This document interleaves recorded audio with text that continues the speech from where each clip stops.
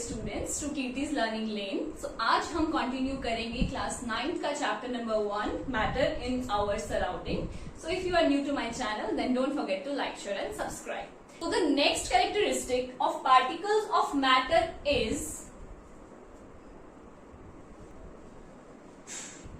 Particles of matter are continuously moving. तो इसका क्या मतलब है कि जो पार्टिकल है, जो मैटर जिन पार्टिकल से बना है, वो पार्टिकल्स क्या कर रहे हैं? कॉन्स्टेंटली मूव कर रहे हैं, कॉन्टिन्यूअसली दे आर मूविंग। अब हमें पता कैसे चला? For example, ink spread on clothes. तो हमने बहुत बार ये चीज ऑब्जर्व की है कि जब हम अपना होमवर्क करते हैं तो अगर पेन की इंक हमारे कपड़ों पे या हमारे बेडशीट पे कहीं भी लग जाए तो वो क्या कर जाती है? स्प्रेड कर जाती है, यानी कि फैल जाती है। ऐसा क्यों हुआ?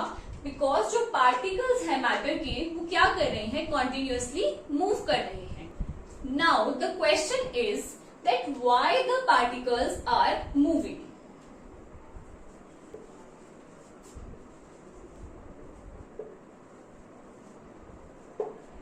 तो ये मैं आपको एक छोटे से एग्जाम्पल से समझाती हूँ। हम हमारा एग्जाम्पल लेते हैं। आप, हम सब, कुछ भी अगर हमें कोई काम करना है, भागना है, चलना है, लिखना है, बोलना है, तो कुछ भी काम करने के लिए हमें क्या रिक्वायर्ड होता है? एनर्जी रिक्वायर्ड होती है, राइट? क्या रिक्वायर्ड होता है? Energy. So we all require energy for doing some work. तो जो ये पार्टिकल्स हैं, ये भी तो हमारी तरह ही है। पार्टिकल्स को भी क्या रिक्वायर्ड है? एनर्जी रिक्वायर्ड है। तो जो ये पार्टिकल्स हैं, ये क्या पोजेस करते हैं? एनर्जी पोजेस करते हैं, जिसकी वजह से ये पार्टिकल्स कॉन्स्टेंटली मूव कर रहे हैं। अब जो ये एनर्जी है पार्टिकल्स में, ये आई कहां से? सो दिस एनर्जी और kinetic energy is due to the motion of the particles. Now ये देखा गया कि जो ये एनर्जी है ना इन पार्टिकल्स के पास, ये इंक्रीज करती है with the increase in temperature. मतलब अगर टेम्परेचर ज्यादा होगा, इफ टेम्परेचर इज मोर,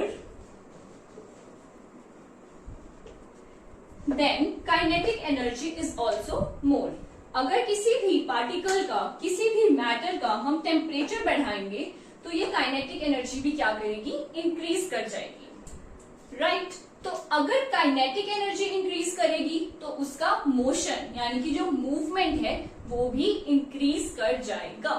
तो अब हमने देखा कि जो पार्टिकल्स थे मैटर के, वो कॉन्टिन्यूअसली मूव कर रहे हैं। तो यहां से एक न्यू कंसेप्ट आया, दैट इज डिफ्यूजन। तो यहां से ही कंसेप्ट आया डिफ्यूजन का। डिफ्यूजन की अगर हम बाय डेफिनेशन बात करें तो डिफ्यूजन का मतलब होता है the property of intermixing of particles of different matter into one another is known as diffusion. यानी कि दो डिफरेंट मैटर के पार्टिकल्स का एक दूसरे में इंटरमिक्स होना, यानी कि मिक्स हो जाना, is known as diffusion. For example, अगर हमारे पास suppose we have green balloons, एक हैंड में ग्रीन बलून्स होल्ड किए हैं एंड दूसरे हैंड में ब्लू बलून्स होल्ड किए हैं।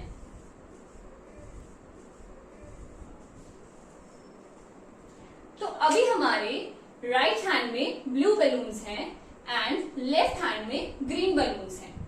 अगर हम इन दोनों बलून्स को एयर में छोड़ दें या फिर नीचे ड्रॉप कर दे फ्लोर पे, तो क्या होगा?